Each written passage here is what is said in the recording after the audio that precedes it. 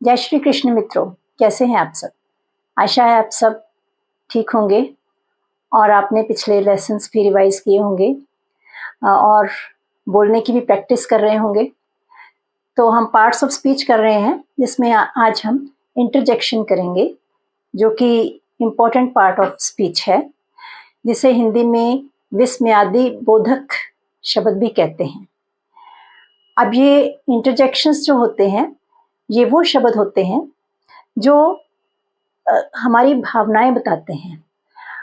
हम खुशी की, गम की या आश्चर्य की, किसी भी तरह की हमारी जो इमोशंस और सेंटिमेंट्स हैं वो दिखाते हैं। और इन शब्दों का बाकी सेंटेंस से ग्रामेटिकली लिंक नहीं होता है। और ये जो शब्द होते हैं, इनमें जब हम यूज़ करते हैं तो पीछे साइन ऑफ एक्सक्लेमेशन लगाते हैं, ऐसे विराम लगाकर नीचे बिंदी, इसे साइन ऑफ एक्सक्लेमेशन कहते हैं। अब भावनाएं जो होती हैं वो बहुत ज़रूरी एक पार्ट होती हैं हमारी स्पीच का। अगर हम बिना भावना के बोलेंगे तो कोई अर्थ नहीं निकलेगा और हमारी जो वार्तालाप है, कॉन्वर्सेशन है, वो डल हो जाएगी। तो खुशी की भी होती हैं, गम की भी होती हैं।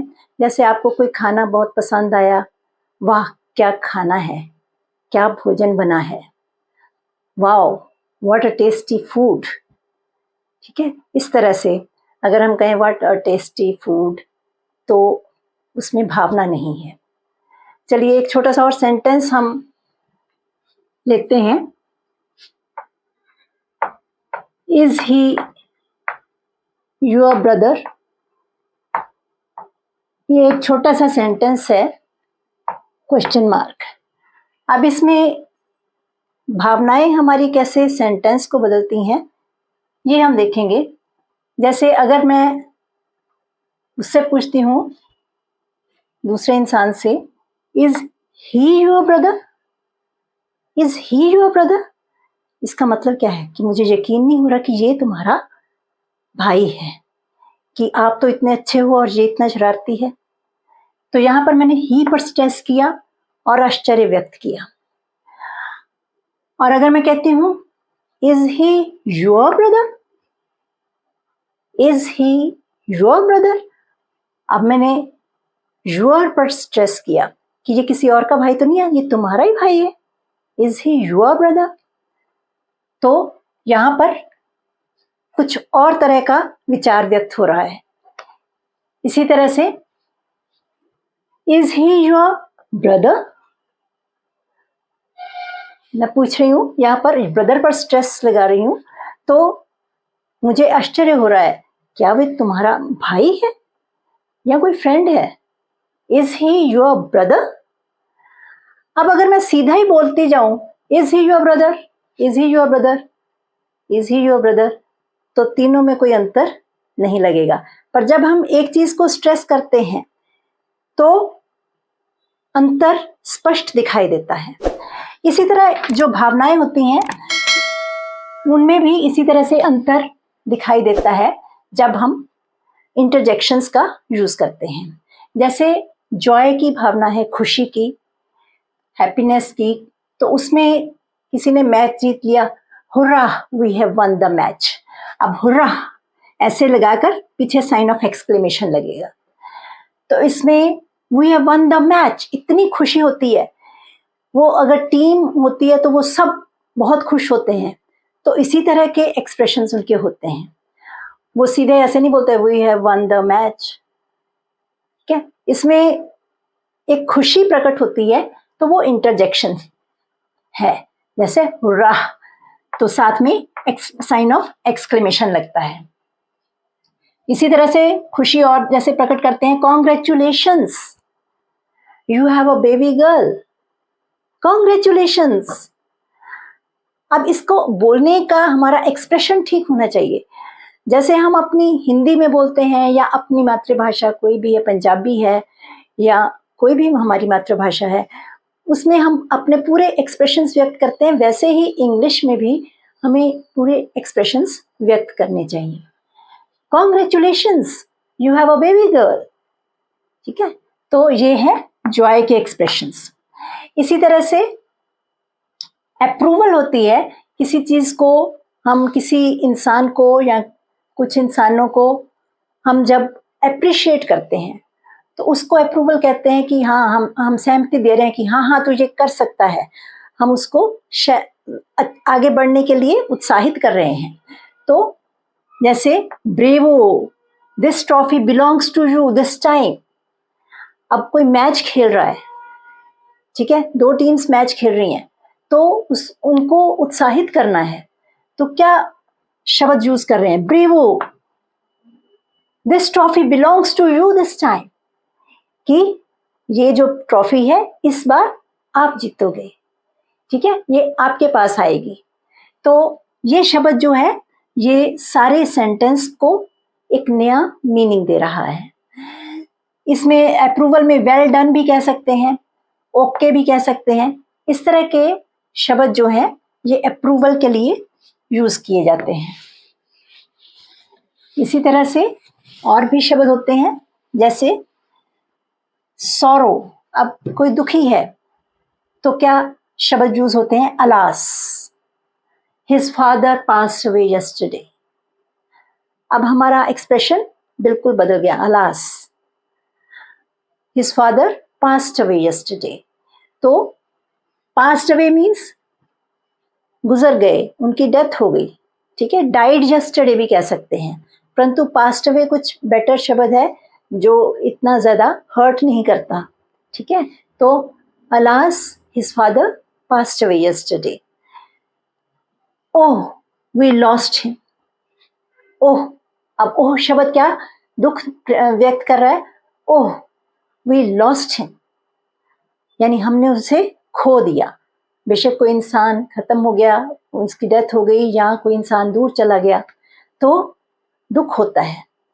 तो ये शब्द अलास, ओह, ये शब्द जो है ये क्या दिखाते हैं? ये हमारा जो दुख है वो प्रकट करते हैं।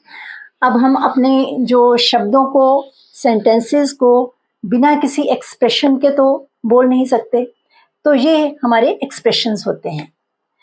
अब जैसे सरप्राइज है, सरप्राइज क्या होता है? सरप्राइज होती है हैरानी। अब कोई हैरानी की बात है, व्हाट, फिर sign of exclamation. I heard this the first time.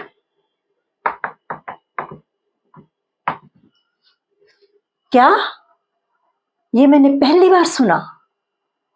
So this is a matter of surprise, ये हैरानी है। अब अगर मैं कहूं what I heard this first time, तो उसका कोई मतलब नहीं लगेगा। एक सिंपल सी सेंटेंस है जिसमें कोई ज्यादा स्ट्रेस नहीं दे रहे, अपनी भावना नहीं दिखा रहे, तो उसका कोई मतलब नहीं निकलेगा। ओह शब्द भी यूज करते हैं, ओह ही इज कम, कोई अचानक आ जाए, ठीक है, तो ओह शब्द O H, O, he has come, वो आ गया, मीन्स हमें उम्मीद नहीं थी, तो ये सरप्राइज हो गई, ठीक है। इसी तरह से और भी शब्द हैं जो कि इंटरजेक्शंस जो हैं वो हम यूज कर सकते, एज इंटरजेक्शंस यूज करते हैं। जैसे किसी को कॉलिंग, किसी को बुलाना, hey get out of the car.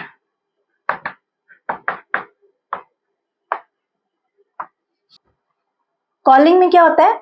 जब हम किसी को बुलाते हैं, हमें किसी का नाम नहीं पता, hey get out of the car. हम किसी को देखते हैं कोई बिना परमिशन के हमारी कार में एंटर कर रहा है, तो हम क्या कहते हैं कि gate out of the car. या पीछे कोई बैठा है उसका नाम नहीं जानते, तो उसको बोलते हैं hey get out of the car. तो ये साइन ऑफ एक्सक्लेमेशन यहां पर लगेगा और फिर हम अपना सेंटेंस बोलेंगे।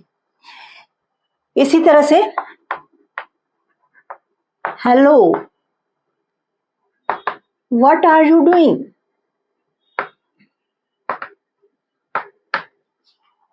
अब कोई काम कर रहा है, कोई गलत काम कर रहा है और हम उसे जानते नहीं हैं, तो हम उसे पूछते हैं hello what are you doing? ठीक है, क्यों? क्योंकि वो कुछ ऐसा काम कर रहा है जो उसे नहीं करना चाहिए, तो हम उसे संबोधित करते हैं इस तरह से बिना नाम के, और फिर हम उसे उससे बात करते हैं। अगर हम कहें hello what are you doing, तो उसका वो मतलब नहीं निकलेगा। तो ये इंटरजेक्शंस जो हैं ये हमारी बात को बिल्कुल स्पष्ट बताते हैं कि हम क्या फील कर रहे हैं, हमारी क्या भावनाएं हैं। इसी तरह से और भी कई इंटरजेक्शंस होते हैं, जैसे अटेंशन। अटेंशन में कैसे इंटरजेक्शंस यूज होते हैं? जैसे look, I'll not work for you anymore. Attention, किसी को ध्यान दिलवाना है हमने अपनी बात पर, स्ट्रेस देके कहते हैं लुक, देखो, I'll not work for you anymore. मैं अब और ज्यादा आपके लिए काम नहीं करूंगा। ठीक है, पहले उसकी अटेंशन हमने अपनी तरफ की कि मेरी बात सुन लो ध्यान से, look I'll not work for you anymore. ठीक है, तो ये इंटरजेक्शन हमने यूज किया। इसी तरह से और भी हम कोई सेंटेंस ले सकते हैं। Listen,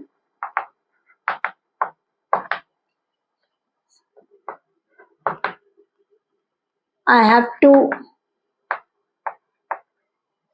announce something special today. अब ये भी अटेंशन के लिए शब्द यूज किया है। लिसन, सुनो, listen, I have to announce something special today. Listen means इधर मेरी बात सुनो, लिसन मीन्स सुनना। Listen boys and girls, listen, I have to announce something special today. तो ये शब्द इंटरजेक्शन है जो कि अटेंशन बताता है। इसी तरह से और भी कई शब्द होते हैं जो इंटरजेक्शंस के, जैसे कॉन्टेम्प्ट, यानी कोई हेटर्ड या कोई चीज हम पसंद नहीं करते उसे हेटर्ड बोलते हैं। जैसे कोई चीज, किसी चीज से हमें नफरत होती है, तो हम कैसे यूज करते हैं?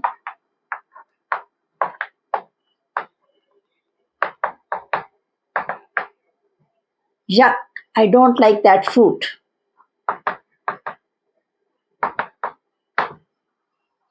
Yuck, I don't like that fruit. तो ये शब्द दिखा रहा है कि ये चीज मैं पसंद ही नहीं करता। तो ये शब्द यक शब्द, इसको यक करके नहीं बोलेंगे, यक, आई डोंट लाइक दैट फूड। ठीक है, एक्सप्रेशन ठीक होना चाहिए। तो इसी तरह से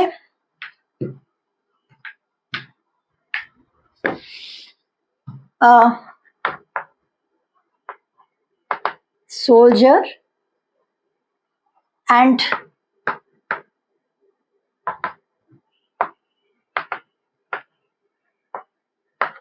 अफ्रेड ऑफ डेथ, ये एक नफरत और हैरानी की बात है।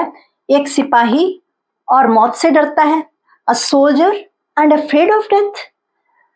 ठीक है, अब ये पूरा साइन जो है, ये यहाँ पर साइन ऑफ पीछे एक्सक्लेमेशन लगेगा इस वाक्य के पीछे। तो कि जो एक सोल्जर है उसे डेथ से नहीं डरना चाहिए।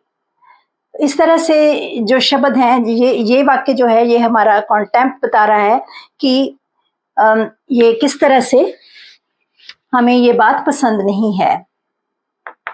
ऐसे ही हम लिखते हैं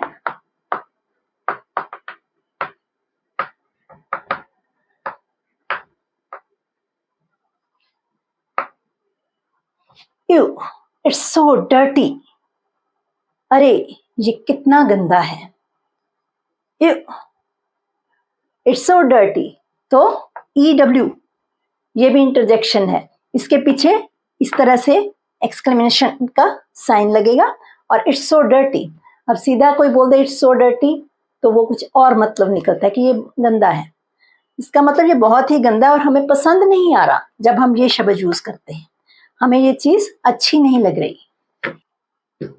इसी तरह से इंटरजेक्शन के जो हैं वो शब्द पिटी के लिए भी हम यूज करते हैं, जैसे गुड हेवंस।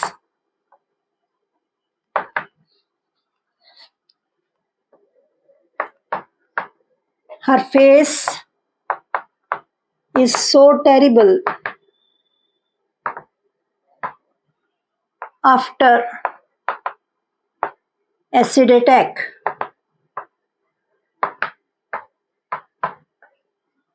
अब इसमें दया भी है और डर भी है। Good heavens, her face is so terrible after acid attack.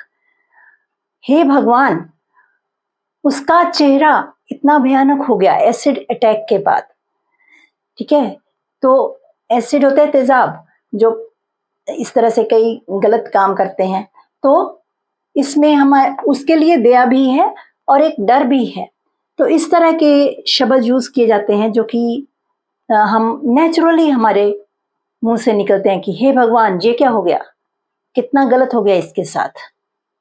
अरे अब मुझे समझ आया कि तुम्हारा क्या मतलब है, हमें एकदम से रियलाइज हुआ, तो ये शब्द हमने यूज किया, now I realise what you mean. ठीक है, इसे कहते हैं इंटरजेक्शन ऑफ रियलाइजेशन। इसी तरह से ये वाक्य है, I could do that work for half the amount that he charge.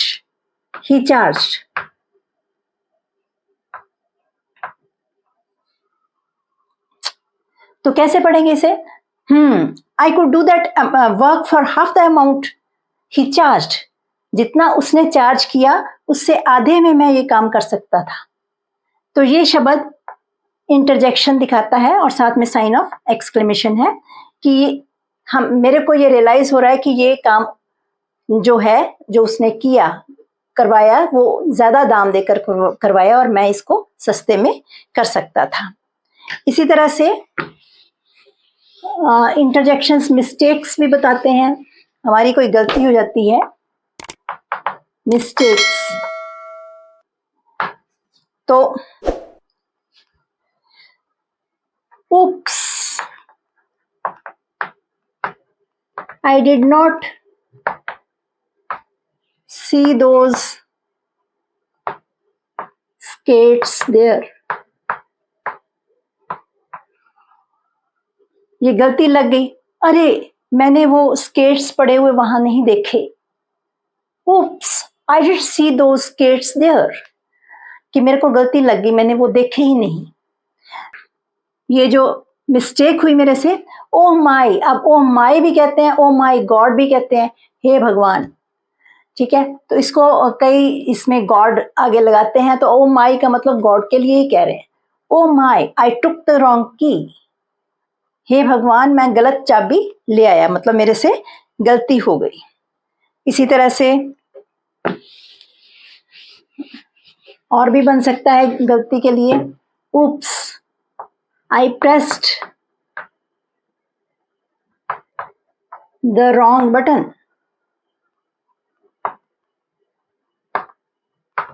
oops, अरे मैंने गलत बटन दबा दिया। तो ये शब्द फिर से साइन ऑफ एक्सक्लेमेशन के साथ जो मिस्टेक बता रहा है। इस तरह से जो इंटरजेक्शंस हैं ये अलग अलग भावनाएं बताते हैं। इसी तरह से कुछ शब्द होते हैं जो एफर्मेशन, निगेशन या लाइकिंग दिखाते हैं, जो कि जिसमें इंटरजेक्शंस इस्तेमाल किए जाते हैं। जैसे नो, अब ये नो के ज्यादा ओ लगा दिया, no I don't like that fruit. No. अब यहाँ पर नेगेशन बता रहा है, जो कि चीज मैं पसंद नहीं करता, और नो में 2 ओ और ऐड कर दिए, साथ में साइन ऑफ एक्सक्लेमेशन लगा दिया है। आई डोंट लाइक दैट फ्रूट, मैं वो फ्रूट पसंद नहीं करता, यानी मैं बिल्कुल भी वो फ्रूट देखना भी पसंद नहीं करता। इसी तरह से यस, अब इसमें एस ज्यादा लगा दिए, आई हैव गॉट इट, कोई पसंद की चीज मिल गई, यस आई गॉट इट। तो यस जो है काफी लंबा चला गया, 2-3 एस साथ में लगा दिए, 2 लगा दो या 3 लगा दो, तो साथ में साइन ऑफ एक्सक्लेमेशन है, तो मुझे ये चीज मिल गई, तो इसमें खुशी हो रही है, और साइन जो हमारी एफर्मेशन बता रहा है कि ये चीज हमें प्राप्त हो गई। इसी तरह से क्वेश्चन के लिए भी हम यूज करते हैं, जैसे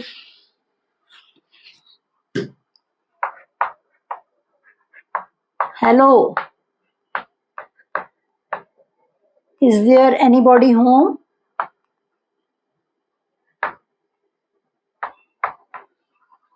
अब किसी से क्वेश्चन पूछ रहे हैं, अरे hello, is there anybody home, कि कोई भी है, उसको हम संबोधित करके कह रहे हैं कि कोई घर में है, तो ये क्वेश्चन पूछ रहे हैं ये शब्द यूज करके, इंटरजेक्शन को यूज करके। इसी तरह से वाओ,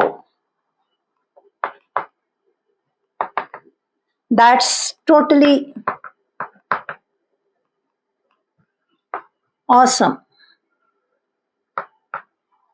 वाओ, अरे वाह, ये तो बहुत ही अच्छा है। किसी ने कोई बहुत बढ़िया केक बना दिया, बहुत बढ़िया गिफ्ट दे दिया, या कोई ऐसी चीज जो हमें बहुत अच्छी लगी, तो वाओ शब्द यूज करते हैं, साथ में sign of exclamation, that's totally awesome. Awesome means बहुत ही बढ़िया है, हैरान कर देने वाला है, बहुत बढ़िया है। तो इस तरह से हम एक्सप्रेशंस यूज करते हैं। इसी तरह से और भी हम कई शब्द यूज कर सकते हैं, जैसे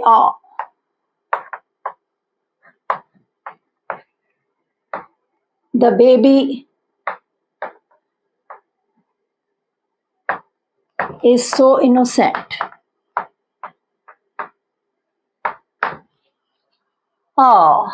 the baby is so innocent. अब बच्चा बहुत छोटा, बहुत भोला, तो हम उसकी जो अच्छी जो शरारतों को देखकर बहुत हमें अच्छा लगता है, तो ये शब्द हम ज्यादातर प्रयोग करते हैं। तो ये सभी शब्द जो हैं अलग अलग एक्सप्रेशंस, अलग अलग इमोशंस बताते हैं, अलग अलग सेंटिमेंट्स बताते हैं, और ये ग्रामेटिकली ज़्यादा कनेक्टेड नहीं होते, अलग होते हैं, और साइन ऑफ एक्सक्लेमेशन लगता है। खुशी में या गम में, ये किसी भी तरह से हम इनको एक्सप्रेस कर सकते हैं। तो आप भी कोशिश करें इस तरह के वाक्य बनाने की, और इससे बोलने की भी कोशिश करें, जिससे कि आपकी इंग्लिश स्पीकिंग की भी प्रैक्टिस होती रहे। ज़्यादा से ज़्यादा लिखें और बोलने की प्रैक्टिस करें। आज के लिए इतना ही। Thank you. Stay blessed.